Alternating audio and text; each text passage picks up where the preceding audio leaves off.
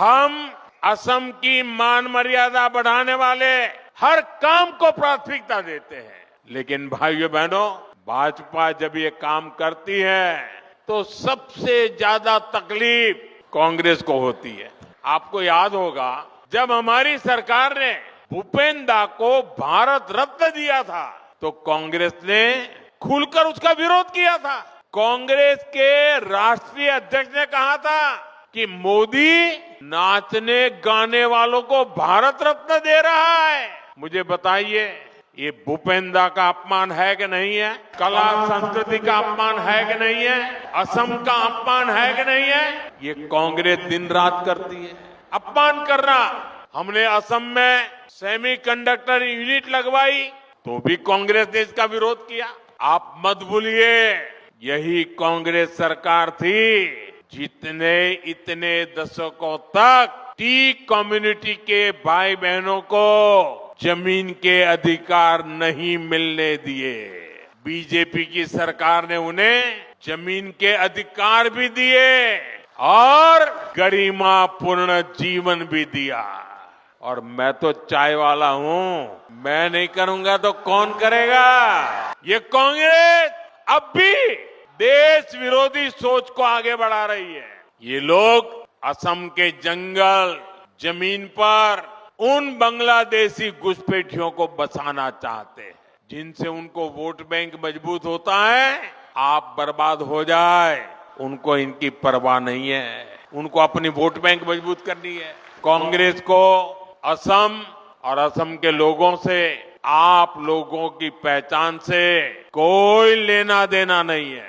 इनको केवल सत्ता, सरकार और फिर जो काम पहले करते थे वो करने में इंटरेस्ट है। इसलिए इन्हें अवैध बांग्लादेशी घुसपैठिए ज्यादा अच्छे लगते हैं। अवैध घुसपैठियों को कांग्रेस ने ही बचाया और कांग्रेस ही उन्हें बचा रही है।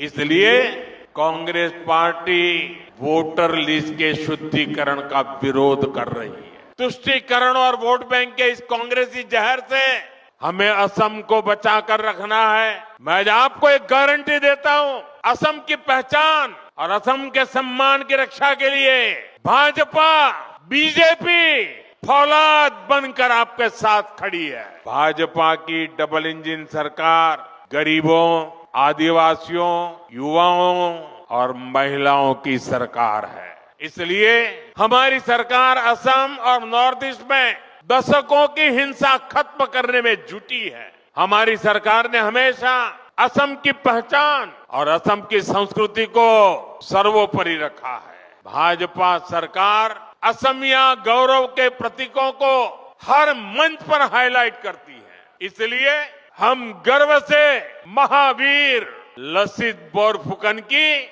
125 फीट की प्रतिमा बनाते हैं। हम असम के गौरव भूपेन हजारिका की जन्म शताब्दी का वर्ष मनाते हैं। हम असम की कला और शिल्प को, असम के गोमोशा को दुनिया में पहचान दिलाते हैं। अभी कुछ दिन पहले ही रशिया के राष्ट्रपति श्रीमान पुतिन यहाँ आए थे। जब दिल्ली में आए तो मैंने बड़े गर्व के साथ उनको असम की ब्लैक टी गिफ्ट किया था। आप सोचिए, किसानों के कल्याण के लिए काम बीजेपी सरकार आने के बाद ही क्यों हो रहा है? नामरूप तो दशकों से खाद उत्पादन का केंद्र था। एक समय था जब यहाँ बनी खाद से नॉर्थ ईस्ट के खेतों को ताकत मिलती थी, किसानों की फसलों को सहारा मिलता था।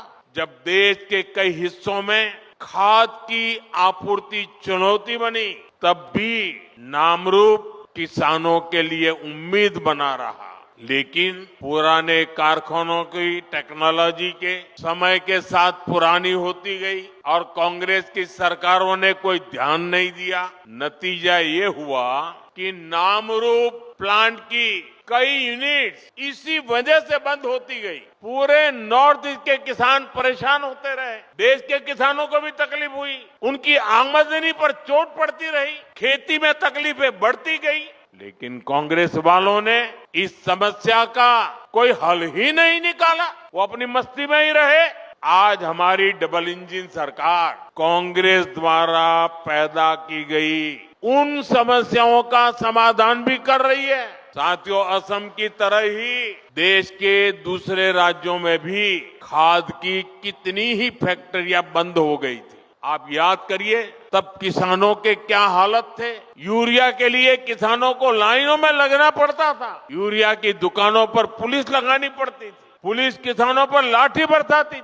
भाइयों बहनों, कांग्रेस ने जिन हालातों को बिगाड़ा था, हमारी सरकार उन्हें सुधारने के लिए एड़ी चोटी की ताकत लगा रही है। और इन्होंने इतना बुरा किया कि 11 साल से मेहनत करने के बाद भी अभी मुझे और बहुत कुछ करना बाकी है।